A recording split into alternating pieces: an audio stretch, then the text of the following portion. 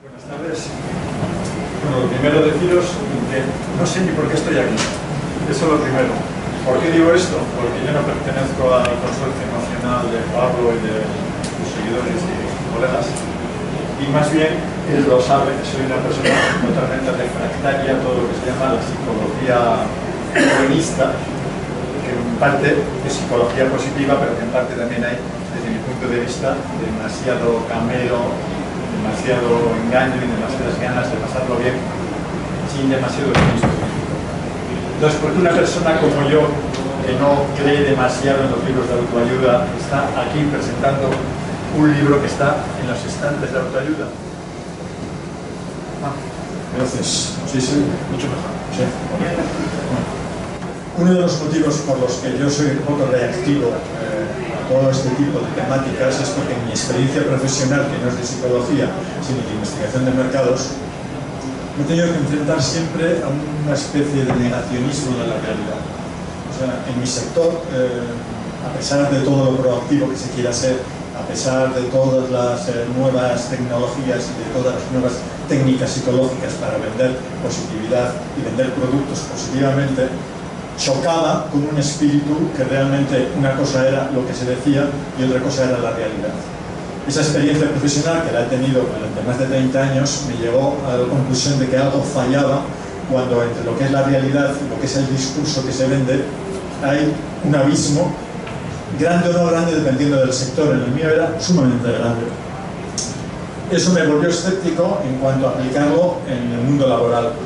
Y a nivel personal me hizo cuestionarme realmente qué es lo que leíamos, por qué lo leíamos y por qué había tanta gente que disfrutaba con libros que, desde mi punto de vista, tenían muy escaso valor. Para poder llegar a esa conclusión me he zampado muchos libros de autoayuda. Algunos, sinceramente, no los voy a mencionar, me han parecido vomitivos. O sea, es un misterio para mí por qué venden y tienen unas tiradas tan increíbles. Y en cambio otros no. Curiosamente me llama la atención que Pablo me haya invitado a dar unas palabras y me llama la atención de que uno de los libros, precisamente el que él va a presentar, El optimismo inteligente, realmente es un libro también inteligente. También lo he leído y me lo he devorado yo, y aunque está también en autoayuda, también merece la pena. Pero bueno, volviendo a lo que hemos dicho. Mi experiencia es de una persona muy crítica, a veces un poco ácida y a veces jugando a dar una imagen de desencantado. En realidad, ni soy tan ácido ni soy tan desencantado, pero sí que me gusta, de alguna manera, provocar en la gente y en muchos círculos en los que me muevo una reacción para que realmente haya un discurso que suba un poco el tono. Lo sabe bien Pablo, que lo he tenido de profesor en la formación para adultos en la Universidad de Deusto hace poco, y que lo he torturado un poquito, solamente un poquito. Ha habido profesores que he torturado más, porque realmente nos enseñó voluntariado y organizaciones tipo ONG, y ahí también es otro sector en el que considero que hay que hacer una labor de pasar el cedazo y ver lo que realmente vale y ver realmente cómo se juega a veces con la marginalidad de la gente, ¿no? En todo este contexto y teniendo en cuenta mi experiencia profesional, mis inquietudes personales y mi afán de intentar drenar y buscar algo que merezca la pena, me tropecé hace algún tiempo con el Mihaly Csikszentmihalyi, que ciertamente es un nombre bastante impronunciable, pero que es un tío realmente muy válido. O sea, lo primero que puedo hacer, ya que me he presentado un poquito, es presentarle a él. O sea, él es catedrático, tiene lógicamente una trayectoria y una formación académica de altura, está en la Universidad de Chicago. Me enteré que pocos años antes de entrar yo a hacer el titulado estuve en la Universidad de Deusto dando una conferencia. Ahora ya es bastante mayor y no da conferencias públicas. Lo podéis ver en YouTube. Yo siempre, uno de mis procesos, y lo recomiendo a la gente cuando un nombre te resuena mucho, es ver lo que hay en YouTube para oírle hablar directamente, y luego, si merece la pena, uno va a los libros. Antes de gastarse en el libro, mejor ves. Hay muchos documentales de él en YouTube, incluido uno del programa de la capital de un set de redes, en el que también la entrevista hablando sobre la felicidad. ¿Por qué me parece tan interesante este señor? Bueno, en primer lugar porque lo primero que deja claro es que para partir de un cierto bienestar, para conseguir un cierto bienestar, hay que poner los pies en la tierra. O sea, quizá uno de los problemas más grandes de los libros de autoayuda es que valen una premisa falsa, que se pone usted ante el espejo, recita un mantra y en 30 días ya es otra persona. cualquiera que se ha hecho un mínimo de trabajo emocional personal, cualquiera que se ha implicado en terapias, o se ha hecho un psicoanálisis como han hecho yo, se da cuenta que ningún cambio psicológico se produce con el menos chascar de los dedos. Eso es puro pensamiento mágico, ¿no? Y es uno de los defectos de muchos libros de los que se venden, que realmente quieren dar prioridad a algo rápido, algo que agrade a la cataplasma emocional, pero nunca inciden en el tratamiento verdadero y duro, generalmente, que implica esfuerzo de trabajar con los sentimientos y trabajar con todo el proceso mental de lo que constituye una persona. Csikszentmihalyi lo hace. Eso no significa que sus libros sean... hay libros, evidentemente, publicados para psicólogos y para especialistas, pero estos dos, tanto el de Fluir, que es un poquito más gordo, como el de Aprender a Fluir, que es bastante más delgado, parten de una divulgación cabal, sensata y asequible a cualquier persona con una formación media. O sea, no se trata de ser un experto en psicología ni un psiquiatra para poder disfrutar de estos libros. Implican un poco de esfuerzo, no es mera literatura feliz, pero realmente merece la pena de leerlo. Si alguien está interesado realmente, cuando acabemos y le interesan en Csikszentmihalyi, mi consejo es que lo buscase en YouTube y le oiga hablar y vea la energía que de él emana, que es tan importante a veces como lo que se dice. Y después, antes de gastarse un poco más de dinero en el gordo, pues se puede ir al grano con este, con el de Aprender a Fluir, que es algo más barato y que realmente va a lo que a veces queremos, que es que nos expliquen rápido, con cierta eficacia, todo el proceso. Es difícil resumir en los 10 minutos que me ha dicho Pablo un libro de este tipo, pero la idea básica de la que parte este señor es que, partiendo de una autoanálisis y una conciencia de poner los pies en la tierra y saber nuestra realidad cuál es, a partir de ahí vamos creando las posibilidades y vamos analizando con la atención y con la atención plena, que es una idea que ahora utilizan muchos, no solamente psicólogos, sino divulgadores, cómo buscar la forma en la que se produzca lo que él ha llegado a llamar flow, estados de fluidez, que es como un momento en el que la atención, la concentración del individuo entre lo que hace y lo que desea hacer, entra en una comunicación especial. Yo creo, para explicarlo es más fácil un ejemplo. Él pone infinitos ejemplos, como todos los divulgadores norteamericanos, es una idea y luego 18 ejemplos, ¿no? Pone muy a menudo el ejemplo del alpinista, que a pesar del esfuerzo y la dificultad, entra en un momento dado en que la atención permanente a lo que está haciendo, aunque a veces sea sumamente dura y exija un esfuerzo, es un reto a superar, y entra en ese estado de felicidad que luego es el que realmente deja huella. O pone el ejemplo de profesionales de distinta índole, porque menciona mucho a los cirujanos que se concentran al 100% y parece que el tiempo pasa en un minuto, cuando realmente igual han estado horas, debido a ese estado de plenitud en el que se hallan. Pero también habla de ejemplos de gente corriente que en un trabajo que igual para una persona puede ser monótono, logran estar en ese estado. Da pautas. Evidentemente no se pueden resumir en muy breve, el libro lo resume, ¿no? Pero realmente no es un consejo de manual de haga usted esto y haga usted lo otro. Mi punto de vista es que tanto Csikszentmihalyi como mucho antes que él, hasta cierto punto Seligman, y mucho antes que él, Abraham Maslow, llegaron a la conclusión que, analizando la realidad, cuando encontraban gente que de alguna manera detectaban que tenían un cierto estado de satisfacción, de felicidad, de una energía un tanto especial, los analizaban, y de analizar ese tipo de gente llegaban a unas conclusiones. Él lo avala en una serie de estudios que hicieron en la Universidad de Chicago, que luego se ampliaron a todos los Estados Unidos, y parece ser que también ahora hay en otros países estudios similares, de medir a distintas personas en distintos momentos, y tenían que ir informando de cómo se sentían en esos momentos. Es una manera clara de intentar sacar algo que de otra manera no es más que hacer cábalas. Lo malo de los libros de la felicidad, cuando utilizan este término, es que más que hablar de psicología, realmente hablan de expectativas filosóficas. Es casi imposible hablar de felicidad en psicología o en psiquiatría. Es otro ámbito diferente. Este señor prefiere, me parece más lógico, hablar de estados de fluidez. Abraham Maslow hablaba de experiencias cumbre.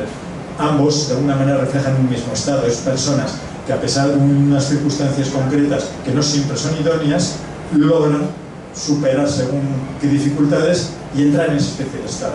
Cuando uno recuerda realmente los momentos mejores de su vida, Es verdad que lo que recuerda, y lo avalan muchos estudios, es precisamente esos momentos en los que uno ha superado un esfuerzo y lo ha vivido como un reto que lo ha estimulado. ¿Por qué lo recuerda? Porque podemos recordar también el maravilloso té que me he tomado antes, o el momento de la cervecita que tanto nos gusta, o como dice algún amigo, algo que dé gustito. Vale, lo del gustito está muy bien y los momentos de placer y de relajo están muy bien también.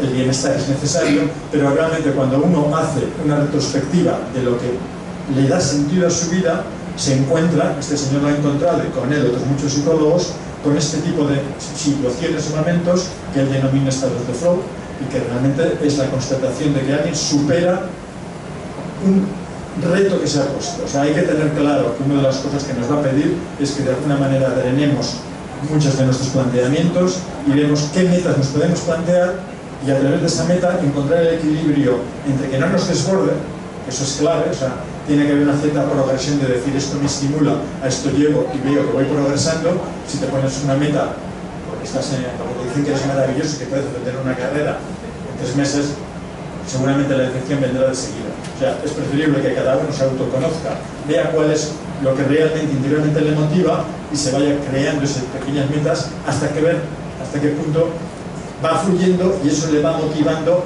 a aumentar los retos que se puedan plantear. Eso es lo que quedará en nuestra memoria y lo que él de alguna manera define como estado de fluidez. Os voy a leer, había hecho varias recensiones de texto, pero no hay nada más aburrido que te lean algo. Pero para leerlo al menos con sus palabras, el fluir tiende a suceder cuando una persona tiene por delante una serie clara de metas que exigen respuestas apropiadas. Esto es clave, porque lo he dicho antes, o sea, cuando uno se pone una meta que realmente le desborda, la frustración va a venir de seguido y la sensación de fracaso y por lo tanto de lo que él llama entropía, o sea, de caos mental, se irá generando y frustrará nuestros anhelos de poder conseguir un mínimo bienestar, ¿no? Es fácil entrar en este estado en juegos como el ajedrez, el tenis, el póker, porque tienen objetivos y normas de acción que posibilitan que el jugador actúe sin cuestionar lo que tiene que hacer y cómo. O sea, una de las cosas que realmente nos dice Csikszentmihalyi es que el feedback de lo que hacemos lo tenemos que recibir de manera casi instantánea en lo que hacemos.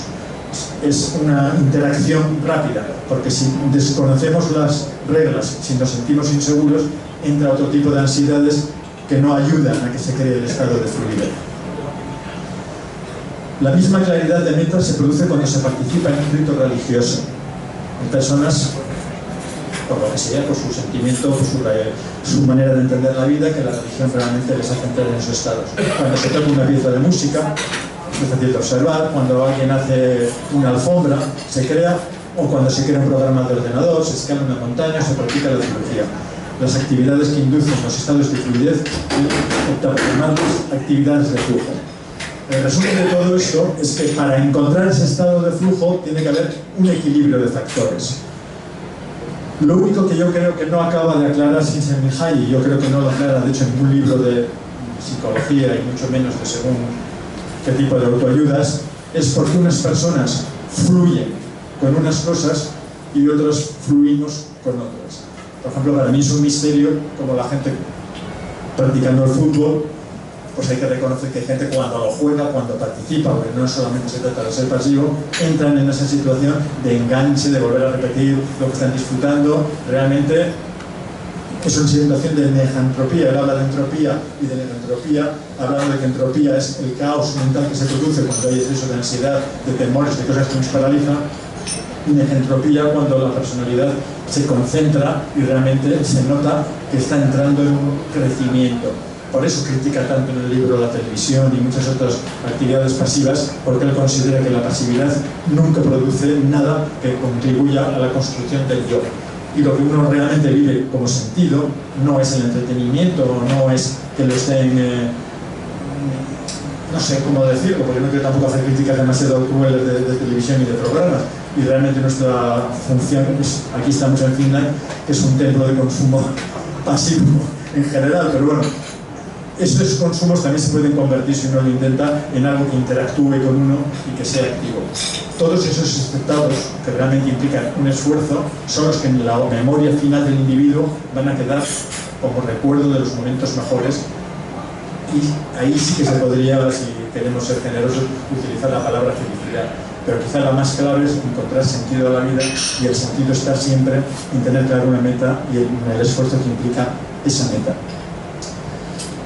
Csikszentmihalyi, lo mismo que otros autores de otra índole, por citar alguno más, tiene una gran ventaja respecto a otros, y es que yo sepa, de divulgación tiene 2 o 3 libros.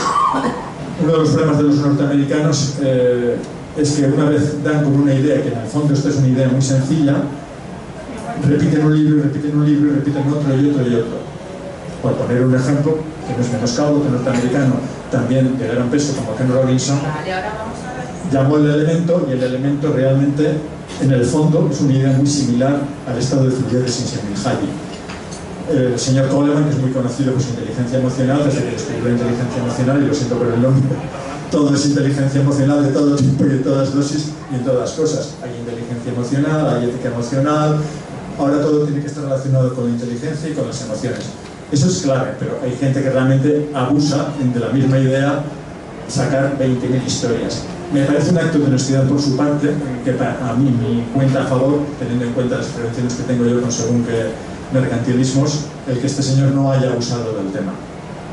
No sabría más que decir al respecto ahora, pero... Sí.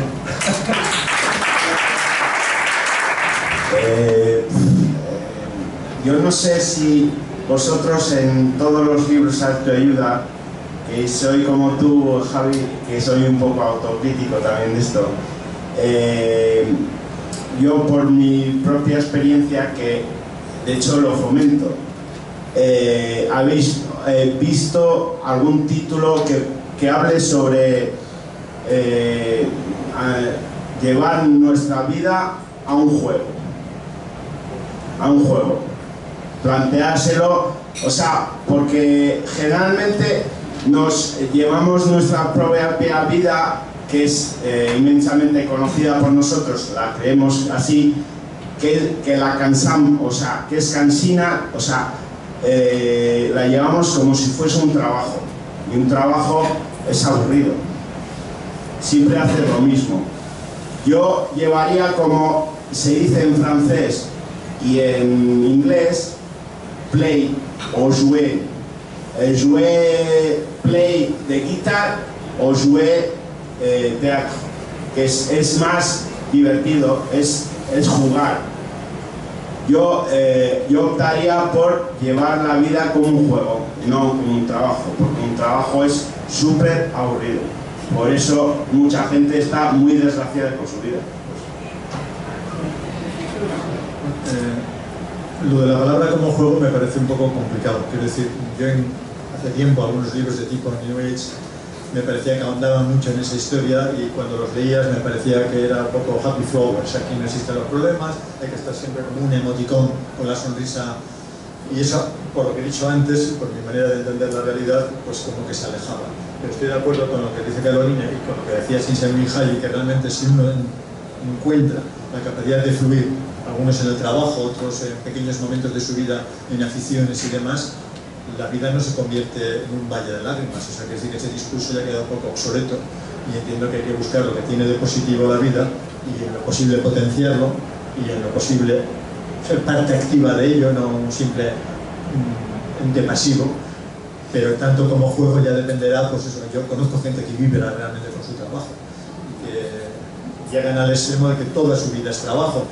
Hay extremos negativos, toda la vida de trabajo puede ser una manera de huir de la realidad, pero si realmente hacemos lo que dice Csikszentmihalyi e intentamos ser conscientes de lo que queremos y de por qué lo hacemos, lo que aparentemente es lo mismo, para unos es huida y para otros es realización personal. Y con el juego y con las relaciones y demás pasa lo mismo. Hay otra cosa que apunta, que no he mencionado antes y que me parece clave. En el momento en que uno tiene que tener conciencia de su propia realidad, tiene que tener conciencia también de su propio carácter. A mí hay otro tema de psicología que me interesa mogollón, el eneagrama, y por ejemplo el que escribió el eneagrama parte de cómo 9 tipos diferentes de personalidad viven la realidad con las diferentes gafas que ha puesto Carolina. No es que unas sean mejores que otras, pero sí que es verdad que hay gente que por su temperamento lleva la felicidad en sus células o un estado de bienestar más cercano a lo lúdico y de la manera de entender la realidad más juguetona y más, de alguna manera, simpática, y hay otros, que igual no es que tengamos las gafas negras, pero que la vemos de una manera un poco más densa y hasta cierto punto eso se convierte en una crítica. Pero realmente eso también se trabaja, quiere decir que uno puede cambiar esa perspectiva, la puede modular, pero tiene que partir de su perspectiva. Si yo soy como soy y no soy precisamente unas castañuelas, pues difícilmente puedo bailar flamenco, pero igual puedo tocar la guitarra o puedo cantar una canción portuguesa, ¿no? Eso es un poco mi idea, pero bueno.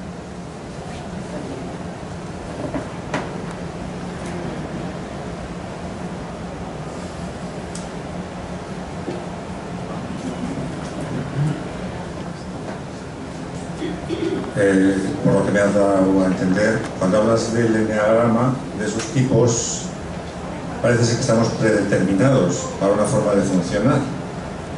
Entonces, eso nos conduce a que tendremos que esforzarnos unos más que otros. Justo. Lo veo. No estoy de acuerdo contigo.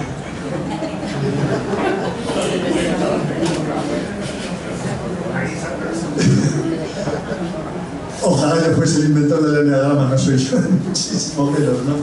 Y hay gente muy cabal y gente que realmente tiene un predicamento en el ámbito también científico, no solamente en el ámbito de la autoayuda. Claudio Naranjo sería el ejemplo más paradigmático de una persona que ha intentado equilibrar la formación psiquiátrica y psicológica con algo que en el fondo procedía de técnicas de mejorarse casi místicas, ¿no? El enneagrama es como si dices que el carácter es ya una predeterminación. A Dios gracias, si algo nos demuestra la psicología y la experiencia, es que la conciencia es plástica. Es verdad y sería absurdo negar que nacemos con un patrón. O sea, tú has nacido varón, yo he nacido varón, tú eres alto, yo soy más bajo. Hay unas realidades que no las podemos negar. Y también hemos heredado unas ciertas maneras de entender la realidad. El enneagrama lo que dice es que tú surges al mundo ya con una especie de deformación, de esa especie de corazón de cebolla que hablaba Carolina y que hablaba la Pax de Tony, y realmente vamos poniéndole capas. Lo ideal es que sean cuales sean las capas, que igual unas son más rojas, otras son más blancas, otras son más amarillas, puedes ir depurándolas y al final surja lo que realmente tienes en el fondo. ¿Que haya que tener más o menos esfuerzo? No necesariamente. Todos los temperamentos tienen sus puntos buenos y sus puntos negativos, y todos están modificados luego por la realidad que te ha tocado vivir. Tú has nacido en Bilbao, en Europa, no eres un sirio que está huyendo de toda una guerra que tiene detrás, no tienes un contexto y un bagaje diferente. Gente con tu mismo carácter en otro contexto diferente actuaría de manera diferente. O sea, no existe la predeterminación, pero sí es verdad que somos una mezcla de una parte predeterminada y una parte aleatoria, y luego otra mucha parte de trabajo. A Dios gracias, en esa diferencia que decías tú entre la primera emoción o lo que uno siente y luego lo que actúa, hay una capacidad de reaccionar y de aprender, a Dios gracias, enorme. Si no, desde luego yo no estaría aquí, ni por Pablo ni por nadie.